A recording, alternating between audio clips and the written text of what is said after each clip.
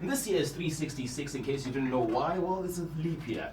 And I don't know why I'm doing some school stuff. Anyway, moving right along. Don Dada's in the building. We are talking all things Don Dada, all things avant-garde. And Pesha Pai, the latest single. Tell us about that process, the making the song, and just inform us about Pesha Pai. Like I was sitting and writing, and one thing that they kept on saying to me is that, you know, on radio they don't like you can't talk about God or religion. And I'm the type of person, when you say that you can't say something, that's exactly what I want to say. So, Sure thing. so I was like, no, it's signed and sealed. This is what this song is about. And I wrote it like in an hour or so, recorded it in another like 10 minutes. I don't know, it was just like, I like to think that whatever song we make is like a gift from the Lord, you know? Sure thing. So it was like a present, because we were looking for that song hard. Yeah. And Right. it just fell in the lap. Shay had a couple of things to ask off air. I wanted to do the same right now. Okay, so the last time you were in studio, we Yeah. were talking all things music, and you mentioned that you're not for the commercial house. Yeah. Right? You are not trying to impress people, you are just trying to deliver music. Exactly. That is your passion. Yeah. But then once that dropped, Yeah. and that's commercial. Switch You up. know, I must just say that Pesha Pai also sounds something that would play on the radio, you know? Yeah. Something for the airwaves. What made you switch your mental? Like I'm the leader of my record label. Like I'm the head artist. I'm CEO. I'm the leader. So I have to open up doors for these young artists. And if that's how I have to open it, then so be it. I love music in all forms. It's not that I don't like commercial, but it's more of a thing of I do this for love. But now there's more people that I have to look after, so we all have to eat. Now I'm gonna make sure of it. And you want to mention all these people, Rough Cut Music, Of course. and the youngin that you just signed? Oh man, I got Rough Cut Music. I got this young girl, man. Her name is Seed Under. Oh my gosh, she's unbelievable. She's like a Kwaito artist, but we mixing her with a little bit of trap, a little bit of reggae. Yeah. It's crazy. It's crazy. I got another boy from the East End. He's like 19 years old. We couldn't even be working because of exams. I was confused. I was like, you're right. Yo, when he said I was writing, I thought he meant an album. I was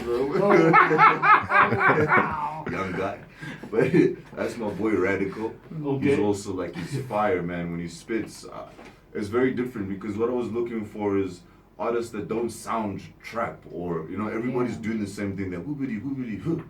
I don't like that. I You get know, like so, 100 songs every day, man. dude. Yeah. You know, so I said never. I'm looking for dudes that are different. And like the girl, like when I saw her, we're performing at a mall. In a mall. Like that is one of the hardest performances, because people didn't pay to see you. Like for real. They're going to Woolworths and they're just walking past. Yeah. She made a crowd form, and she started rocking the crowd, and they were singing along to a song that they didn't know. I said, this girl is magic. I had to sign that girl up. Seed Under is the Seed name. Under, yeah. Right, so remember that name. You heard her first right here. So do best and send us those questions. We're here with Don Dada talking all things avant-garde. I want us to tell us, is there a story linked in? You said it was like a couple of days and all of that. Yeah. But is there a story once you had listened to it? Because obviously music is all about emotions and all of Yeah. that, right? I want to find out, like after you had recorded everything and put things down, was there a story that you found out about from your own writing, from your own music? Like kind of. I took it like doing a news report. It was like the summary of my year. So if you start with the intro, I'm like talking about my nephew that had passed away in January, and like all of the things that led up to now making the album. And then I start with the second track, Prism, and I'm talking about how difficult it is for an artist to break into the game. Yeah. And as you proceed through the album, like it's just the year in summation for me. Outro is the best for me. That's my favorite track, is the outro. And I'm just talking about that everything that started, it has to end. Like struggle, whatever it is that you might be going through, as bad as it may be, that has to end. Yeah. Or as good as it may be, it has to end. Sure thing. What And goes you up know, be must come down. prepared. Yeah. So that's basically the whole theme of the album. It's, I don't know, it just formed itself. All right. I've been seeing a lot more Zimbabwean love, if I can Yeah. call it that. Tell us about the relationship with Zimbabwe, and seeing as that you're based in the north right now, Yeah. of Johannesburg in South Africa. Yeah. Tell us about that relationship. I mean, we man, I love Zim. We're very close. I go home every year. I make sure I go home because I got family there. There's like little kids that my aunt looks after from homes and stuff. I bring them toys and whatever. like I go home every year. I have a very good relationship. I love to see the artists and try and speak with them and see like, okay, homie, this is what you're doing. Can I help you a bit to push your stuff further? Because at the end, that's what it's all about, man. It's like you've got to use your platform to elevate somebody else, or otherwise you're kind of stingy. That is true. You spoke about artists from Zimbabwe. Can you just mention a few names? Oh man, MC Cheetah, Tay Diamond. Yo man, there's the other homie. I'm just forgetting his name.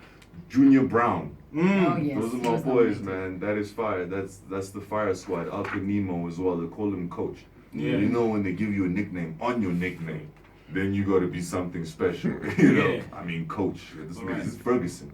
Most Def. Tell us about the current status of Zimbabwean hip hop, because the Zimbabwean Hip Hop Awards, actually, we just got the news in today, happening on the 15th of December in Harare. And you mentioned a couple of guys were nominated as a whole. So I want you to Hoy, some info regarding what you think about the current status of the game, especially in Zimbabwe. See, like, I didn't even know that the homies were nominated. That's how, I mean, that just shows you that they're so good. Yeah. Because I didn't even know. These are just my homies I was talking about. That's fire. I'm upset I'm not nominated, but that's okay. You need to find before we watch them. You need to find it. Probably have to submit, just like the South African stuff. Exactly. Nah, it was more of a jab. You know what I mean? I'm joking. I'm not mad. Like, I'm actually happy to see that they have Zimbabwean Hip Hop Awards going on because, like, it's such a subculture. Like in Johannesburg, well, in South Africa, hip hop is like on a platform right now. Casper, AK, it's a very dominant music. You turn on adverts, you catch hip hop. In Zim, not so much. You know, it's reggae. And other stuff, you know, so I'm happy to see that. It shows that we're growing, and this is the culture that I love, to see us actually now getting recognition on such a platform. Man, big up Zimbabwe. Right, coming up right now, we're going to get into V8 Cooper by Don Dada. We want to come back and talk about the video and all of that, the processes, and we want to find out about the inspiration behind that. Don't forget to tweet us at TransAfrica872 on Facebook, transafricaradio.net. Not forgetting that WhatsApp line.